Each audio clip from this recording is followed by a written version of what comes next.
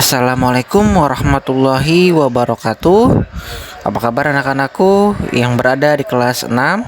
Semoga hari ini kalian dalam keadaan sehat selalu, bahagia, ceria, dan pastinya akan lebih semangat lagi dalam belajar.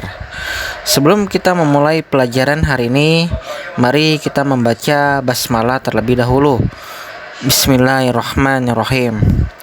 Hari ini kita akan membahas materi yang terakhir, yaitu bab yang ke-10 tentang senangnya meneladani para nabi dan ashabul kahfi.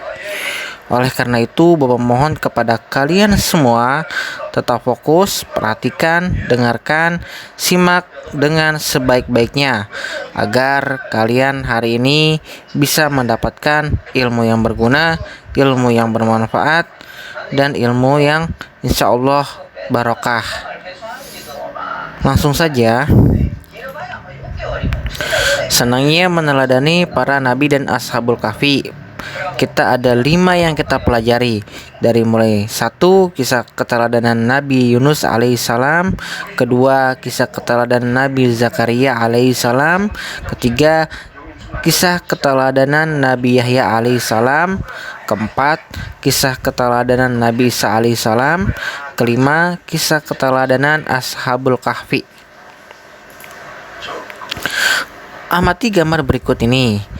Gambar sebelah kiri, umat manusia memohon ampun kepada Allah Subhanahu wa Ta'ala.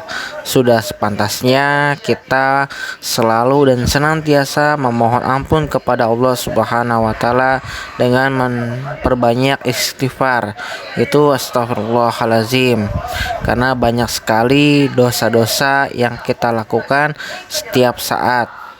Lalu gambar yang kedua adalah masyarakat yang ingin menaiki kapal, seperti pada pelajaran hari ini. Apa yang akan kita pelajari nanti? Ya Allah, ya Tuhanku, sesungguhnya tiada Tuhan selain Engkau, maha sucilah Engkau, dan sesungguhnya aku telah berdosa dan menjadi salah seorang dari mereka yang zalim. Gambar yang sebelah kanan yaitu tentang sujud menundukkan kepala sambil mengagungkan kebesaran Allah Subhanahu wa Ta'ala. Sudah sepantasnya kita bersujud memohon ampun kepada Allah Subhanahu wa Ta'ala, karena semuanya adalah hak Allah, kekuasaan Allah. Manusia tidak memiliki apa-apa, tidak bisa apa-apa, melainkan adanya pertolongan dan bantuan dari Allah Subhanahu wa Ta'ala. Kisah keteladanan Nabi Yunus alaihissalam. Nabi Yunus alaihissalam adalah salah satu nabi yang mengalami kehidupan dalam 3 kegelapan, yaitu kegelapan di dalam perut ikan, kegelapan di laut, dan kegelapan malam. Nabi Yunus alaihissalam adalah pembawa ajaran tauhid. Beliau menyesali tindakannya karena meninggalkan umat yang tidak mau bersujud kepada Allah Subhanahu wa Ta'ala, Tuhan yang Maha Esa.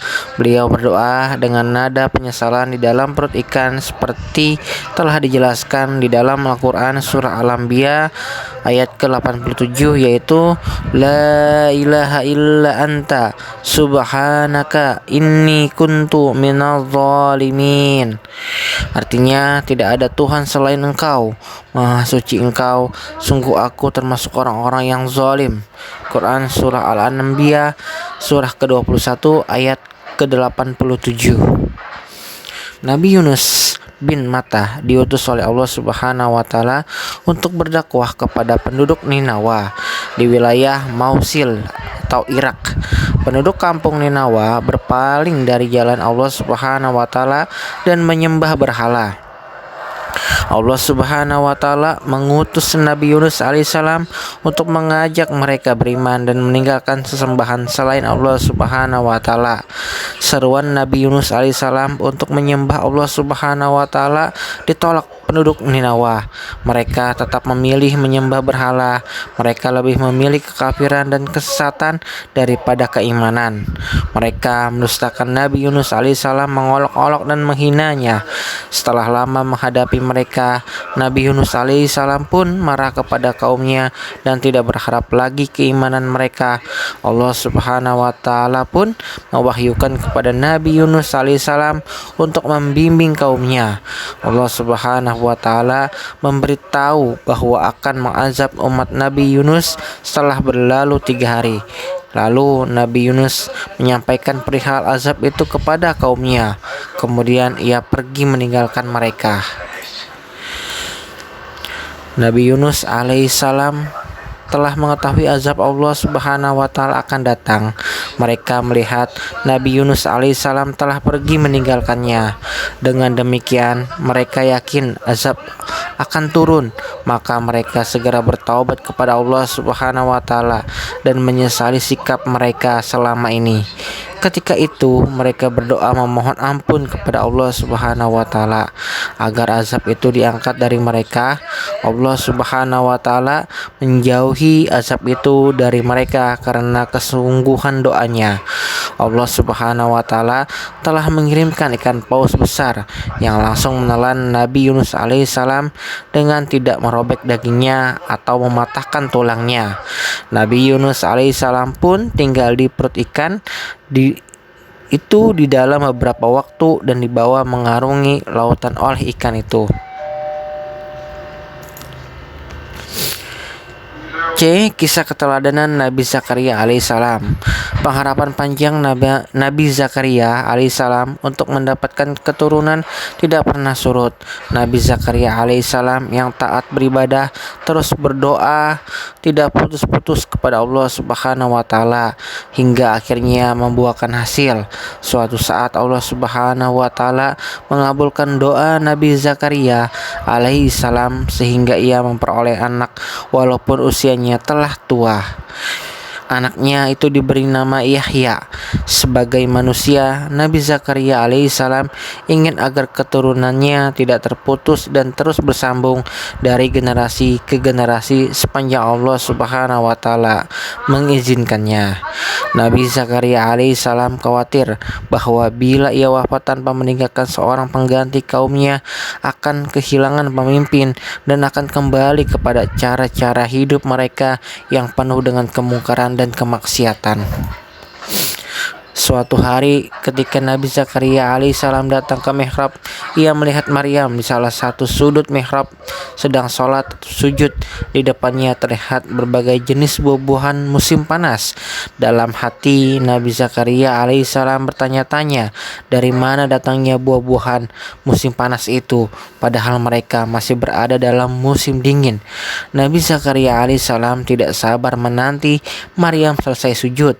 Setelah Maryam selesai sholat, didekati Nabi Zakaria alaihissalam untuk menanyakan tentang asal muasal buah-buahan kepadanya. "Hei Maryam, dari manakah engkau mendapati buah-buahan ini semua?" Maryam menjawab, "Ini adalah pemberian Allah Subhanahu wa taala yang aku dapat tanpa dicari dan diminta. Dikala matahari terbit, aku mendapatkan rezekiku. Ini sudah berada di depan mataku. Demikian pula bila matahari terbenam. Mengapa Bapak merasa heran dan takjub? Bukankah Allah Subhanahu wa taala berkuasa memberikan rezekinya kepada siapa yang Dia kehendaki tanpa perhitungan?"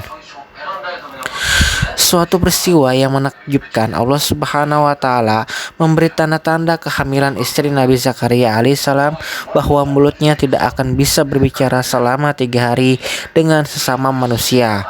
Padahal ia tidak sakit.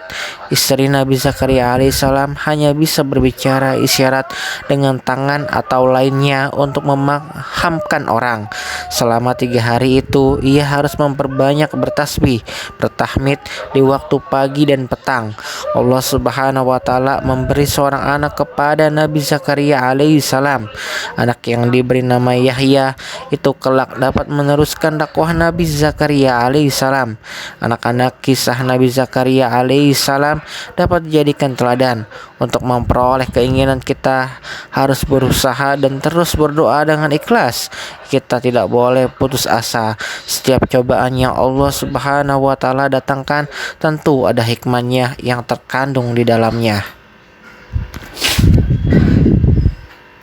Kisah keteladanan Nabi Yahya alaihissalam. Nabi Yahya alaihissalam adalah anak Nabi Zakaria alaihissalam. Nabi Yahya alaihissalam adalah seorang yang bertakwa.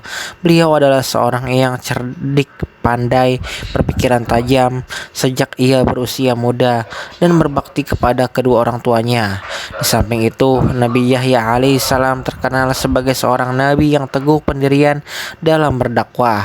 Sebagai contoh, Nabi Yahya alaihissalam tetap menyampaikan larangan Allah Subhanahu wa taala kepada Raja Herodus yang ingin menikahi anak tirinya, Herodia. Nabi Yahya alaihissalam tidak menghiraukan ancaman raja demi untuk menegakkan kebenaran dan melawan kebatilan. Bersama Nabi Zakaria atau ayahnya, Nabi Yahya alaihissalam berdakwah menyebarkan agama tauhid kepada umatnya sehingga mereka terpelihara. Yahya khuzil kitaba biquwah wa atainahul hukma sabiyan wa hananan min ladunna wa zakah wa kana taqiyah. Artinya, wahai Yahya, ambillah, pelajarilah kitab Taurat itu dengan sungguh-sungguh, dan kami berikan hikmah kepadanya Yahya selagi dia masih kanak-kanak, dan kami jadikan rasa kasih sayang kepada sesama dari kami dan bersih dari dosa, dan dia pun seorang yang bertakwa. Quran Surah Al-Maryam surah ke-19 ayat 12 sampai ayat ke-13.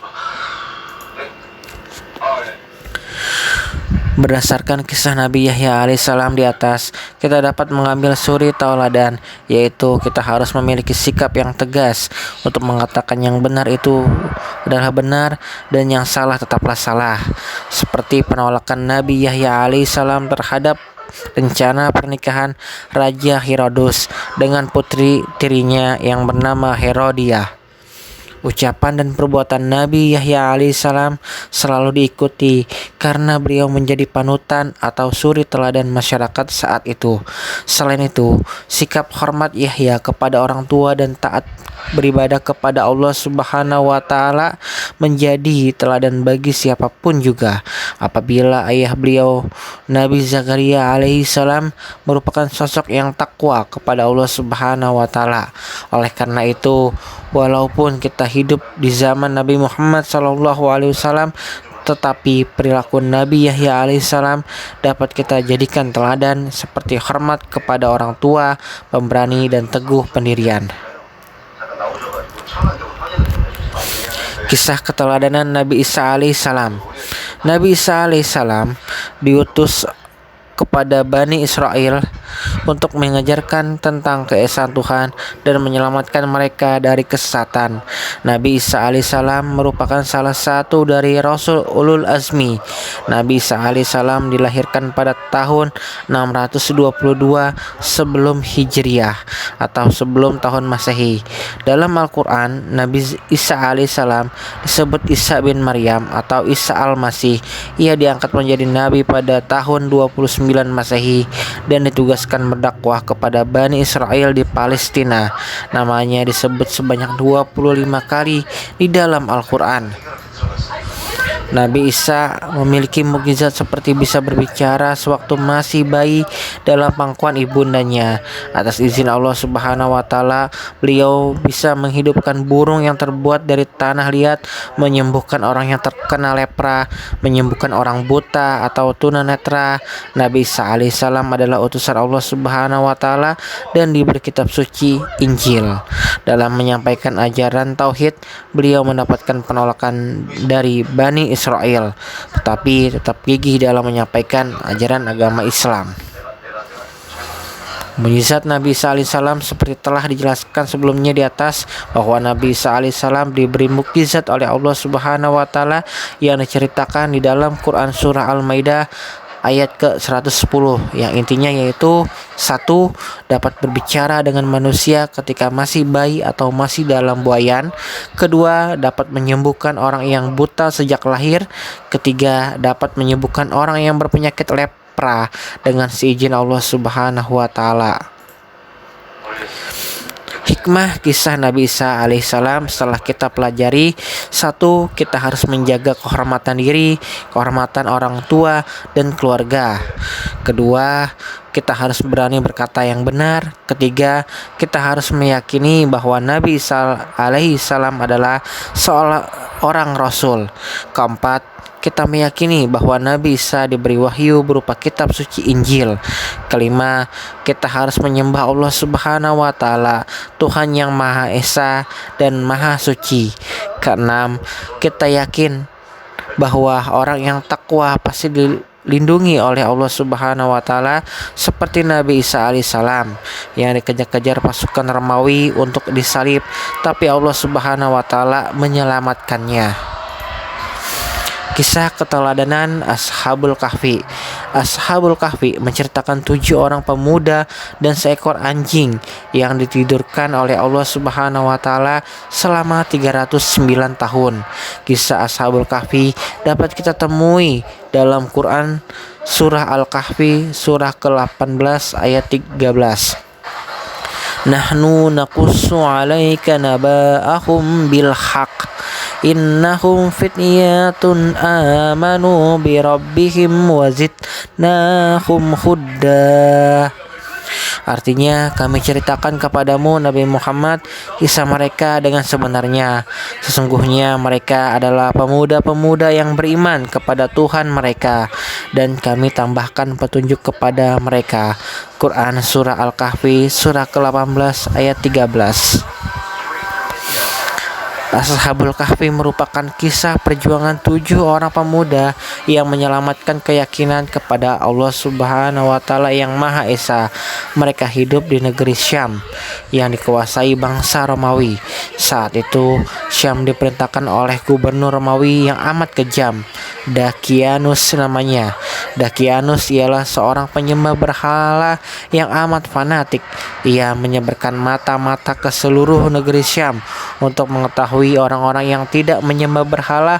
Jika orang suruhan Dakianus menemukan anggota masyarakat yang tidak menyembah berhala seperti yang dilakukan Dakianus, mereka akan dibawa ke hadapan Dakianus. Ashabul Kahfi adalah sekelompok pemuda yang beriman kepada Allah Subhanahu wa taala, yang meyakini bahwa tidak ada yang berhak disembah kecuali Allah Subhanahu wa taala semata. Mereka teguh di atas keyakinan yang benar meskipun bertentangan dengan mayoritas masyarakat ketika itu. Ashabul Kahfi mengambil keputusan untuk menghindari kejaran Dakianus dengan cara bersembunyi di gua demi menyelamatkan akidah dan keyakinan mereka. Sebelumnya mereka berdoa kepada Allah. Is awal fityatul kahfi faqalu rabbana atina min ladunka rahmatan wa hayyi lana min amrina rasyada. Mereka berlindung di dalam sebuah gua yang cukup luas sehingga mereka bisa tinggal dengan nyaman di dalamnya. Allah Subhanahu wa taala juga menidurkan mereka di dalam gua tersebut selama 309 tahun sehingga mereka tak dapat dibangunkan oleh suara apapun. Ashabul Kahfi tidur di dalam gua mendapat perlindungan dan penjagaan dari Allah Subhanahu wa taala. Sinar matahari tidak masuk ke dalam gua sehingga tidak langsung mengenai tubuh mereka. Akibatnya tubuh mereka tidak rusak. Dengan demikian mereka pun tidak merasa kepanasan dengan sengatan sinar matahari. Bahkan Allah Subhanahu wa taala pun menjadikan orang yang melihat Ashabul Kahfi mengira bahwa mereka dalam keadaan terbangun. Ketika Allah Subhanahu wa taala membangunkan Ashabul Kahfi, salah satu dari mereka pergi ke kota dengan membawa uang untuk membeli makanan. Apa yang didapati salah seorang Ashabul Kahfi tersebut? Ternyata ia mendapati negeri, yaitu negeri Dakianus sudah berubah. Penduduk dan pemerintah pun telah berganti. Penduduk tidak mengenali mereka. Juga tidak seorang pun yang ia kenal dari penduduk negeri tersebut. Demikianlah kisah Ashabul Kahfi yang beriman kepada Allah Subhanahu wa taala dan jujur dengan keimanannya tersebut. Allah Subhanahu wa taala balas keimanan dan kejujuran mereka dengan menyelamatkan dan memuliakan mereka dengan menjadikan mereka sebagai teladan bagi orang-orang yang beriman hingga akhir zaman. Oleh sebab itu, sebagai anak muslim, kita harus memiliki sikap teguh pendirian terhadap keyakinan yang benar seperti yang dicontohkan Ashabul Kahfi yang berusaha untuk menyelamatkan akidahnya atau keimanannya kepada Allah Subhanahu wa taala. Kita harus yakin bahwa orang yang beriman dapat perlindungan dari Allah Subhanahu wa taala. Hal itu diperlihatkan Allah Subhanahu wa taala yang melindungi Ashabul Kahfi tersebut. Silakan kalian lihat rangkuman ini. Silakan kalian baca. Tadi sudah Bapak jelaskan. Seperti biasa anak-anak, di sini ada soal latihan 1 sampai 9. Silakan kalian mengerjakan soal ini di buku tulis agamanya. Soalnya silakan kalian tulis. Bapak akan memberikan contoh nomor 1. Nomor 1, di sini kalian lihat, perhatikan, baca secara keseluruhan. Berilah tanda silang X pada kolom A, B, C, D, dan E yang sesuai. Ada nomor 1, ada peristiwa, ada bagian A, B, C, D, dan E. Maksudnya nomor 1 kalian perhatikan, Nabi yang meninggalkan kaumnya karena ingkar kepada Allah Subhanahu wa taala, kemudian menaiki kapal untuk berlayar. Itu bagian Nabi yang mana? Bagian Nabi A, B, C, D, dan E. A itu Nabi Yunus, B Nabi Zakaria, C Nabi Yahya, D Nabi Isa alaihissalam, E Ashabul Kahfi. Silakan kalian pilih di antara pilihan Nabi dari A sampai E. Silakan kalian tulis soalnya, boleh bikin kotak-kotaknya atau langsung saja. Misalkan nomor 1, Nabi yang meninggalkan kaumnya karena ingkar kepada Allah Subhanahu wa taala, kemudian menaiki kapal untuk berlayar. Itu Nabi apa? Boleh langsung. Misalkan Nabi Yunus kah, atau Nabi Zakaria kah, atau Nabi Yahya, atau Nabi Isa, atau Ashabul Kahfi. Silakan kalian pilih satu saja. Mungkin pertemuan kita yang singkat ini sampai di sini dulu. Bapak mohon maaf apabila ada kekurangan ataupun kesalahan. Materi ini cukup panjang. Bapak harap kalian tetap fokus, tetap semangat, tetap memperhatikan dengan sebaik-baiknya. Apabila masih ada yang kurang dimengerti, silakan tanya ke Bapak. Kurang lebih Bapak mohon maaf apabila ada kekurangan ataupun kesalahan dalam pembelajaran kita hari ini. Billahi taufiq wal hidayah. Wassalamualaikum warahmatullahi wabarakatuh.